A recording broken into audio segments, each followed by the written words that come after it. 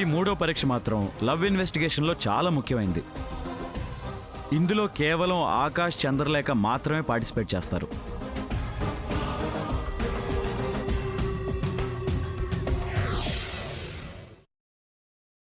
చూడండి, ఇదిగో మన ఫ్యామిలీకి చెందిన అందరి ఫొటోస్ ఉన్నాయి. అత్తయ్య, మావయ్య అందరి ఫొటోస్ ఉన్నాయి. ఒకసారి చూసుకోండి. ఆఖరికి ఆకాష్ ఫోటో కూడా ఉంది.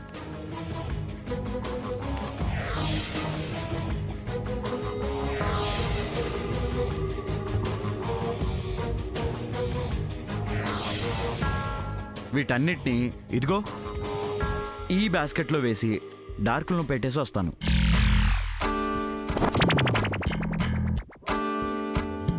ఇందులో ఉన్న ఫోటో ఒకటి తీసుకుని రావాలి. ఎవరి ఫోటో తెస్తే వాళ్ళకి వాళ్ళ మీద ప్రేమ ఉన్నట్టు. లేక ఆకాష్ ఫోటో తేకపోతే లేఖకి ఆకాష్ అంటే లవ్ లేనట్టే. ఓకే? లేక ఆకాష్ ఫోటో, ఆకాష్ లేఖ ఫోటో తెస్తే మాత్రం ఇద్దరూ లవ్వర్స్ అని కన్ఫర్మ్.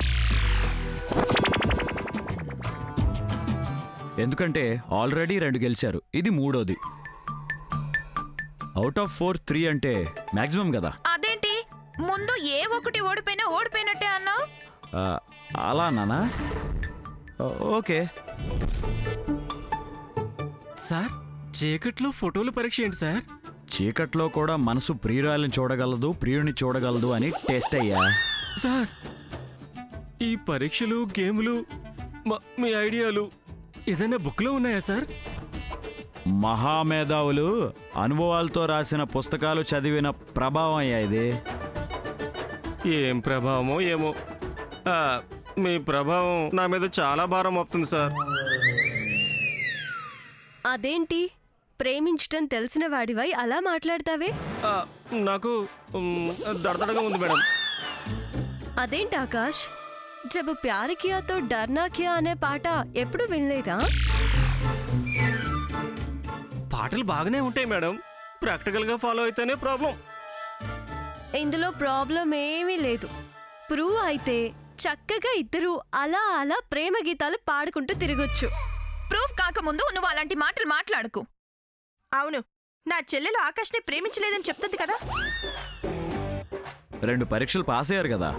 ఇంకా 2 పరీక్షలు ఉన్నాయి కదా. ఓకే, అది అయ్యాకే కన్ఫర్మ్ చేద్దాంలే.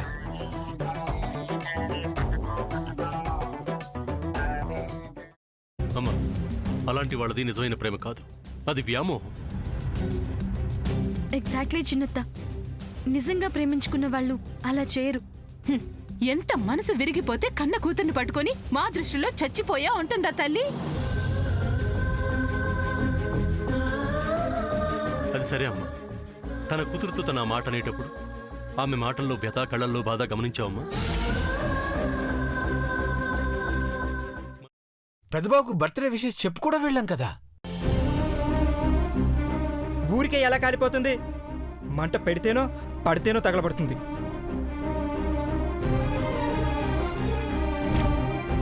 కరెక్ట్ చిన్నబాబు, నీకొచ్చినట్టే నాకు డౌట్ వచ్చింది.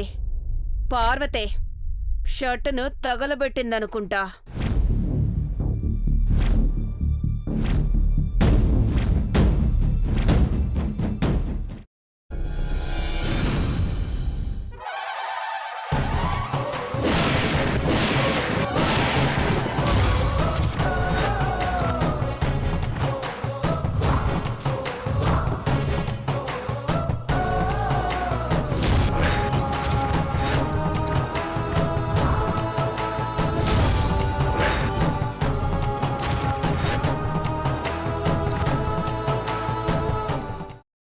కున్న తర్వాత పొట్టు తీసేసి చాప్ చేసి పక్కన పెట్టుకోవాలి.